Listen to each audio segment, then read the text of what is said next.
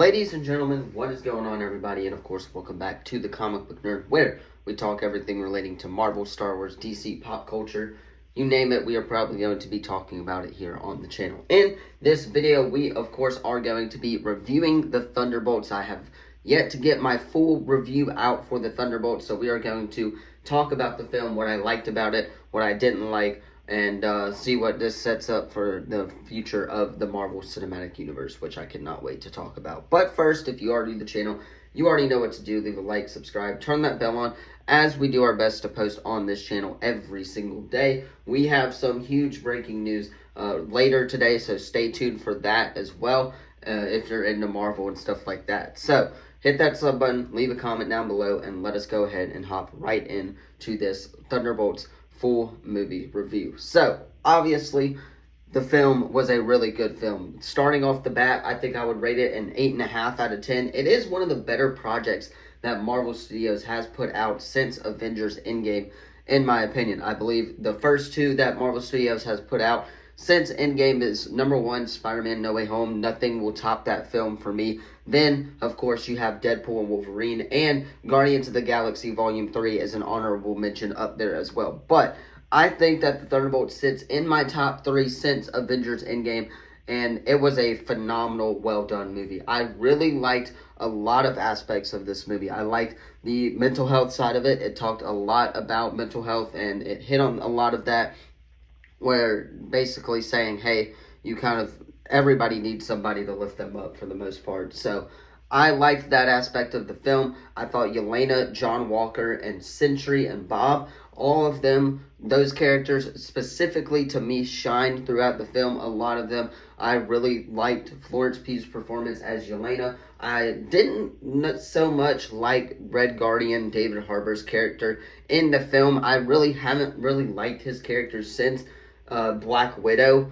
since he's been really introduced. I know that will probably be a hot take here on the channel for those of you watching, but I don't know. I really don't like the Red Guardian character right now. I find him somewhat annoying in this film, but again, that could just be me. However, I really don't like David Harbour, or his character at least, in there. I love the actor. I love David Harbour. I love some of the other work he's done with Stranger Things and stuff like that. But I just don't really like his character here in Red Guardian. I know he's supposed to kind of lighten the mood and stuff, but sometimes he does that a little bit too overboard, if you're asking me. So that is one aspect I didn't like of the film.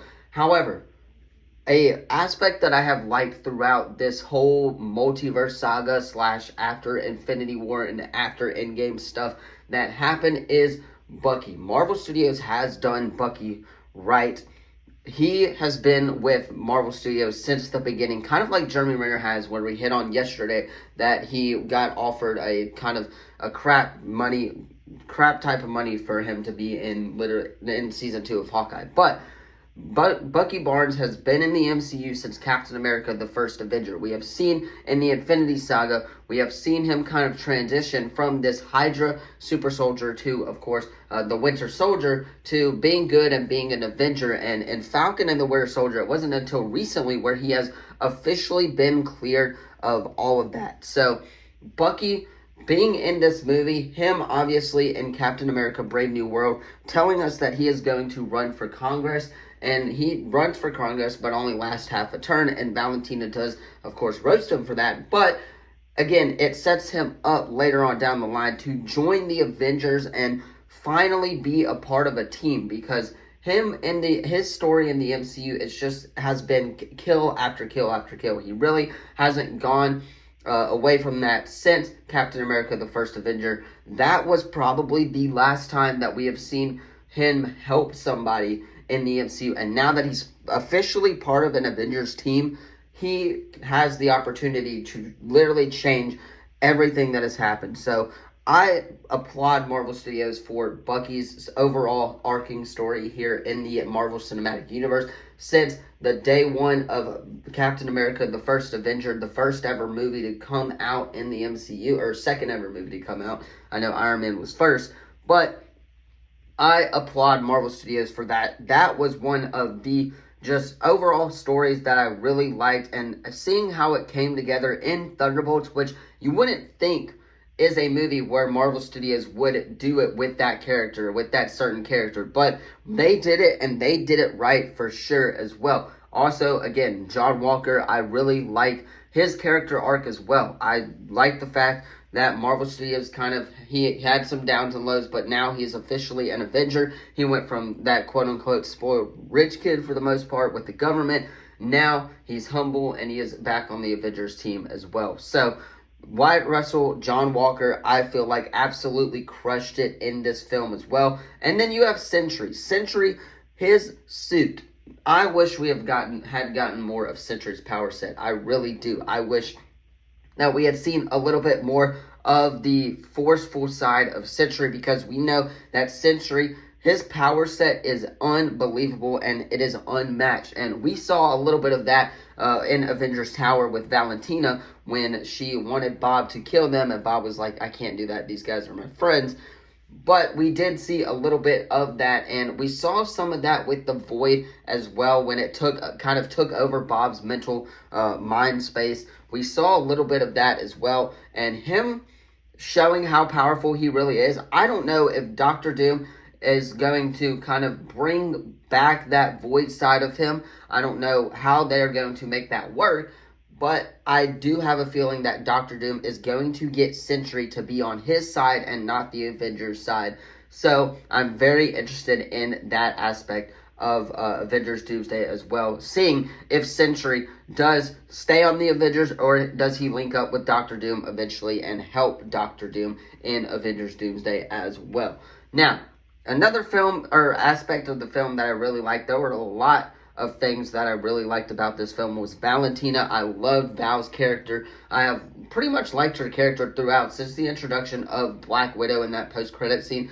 I really have liked Val's character. I think she's kind of the new Nick Fury now, trying to get power for herself, but she's trying to go about it as a different way. Her announcing the new Avengers at the end of the film was just a cover-up because she was going to try to get the people on board with Sentry.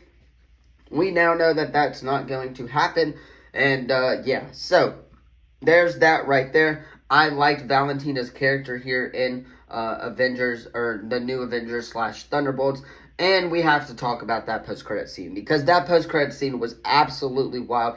And the Russo brothers, they know how to direct a post-credit scene. They did this for Captain America Civil War, or Ant-Man, the first Ant-Man movie, where they were shown Anthony Mackie and Bucky and Captain America and Ant-Man all talking to Bucky. They directed that, and that was a scene from Civil War. The director hinted at that post-credit scene being a scene from Avengers Doomsday, and I cannot wait for Avengers Doomsday. So it's set up a lot with the Fantastic Four coming into our universe, and I cannot wait for the Thunderbolts. But this is just a lengthy review, just me talking about the film, what kind of stuff that I really liked about it. I liked Val's assistant character in there as well. I thought she was kind of the bring Val back to her senses type of person as well for there a little bit. So again, lots of aspects of this film that I really enjoyed. Nothing really too much that I didn't like about this film. I would give it an 8.5 out of 10. It was a very solid film.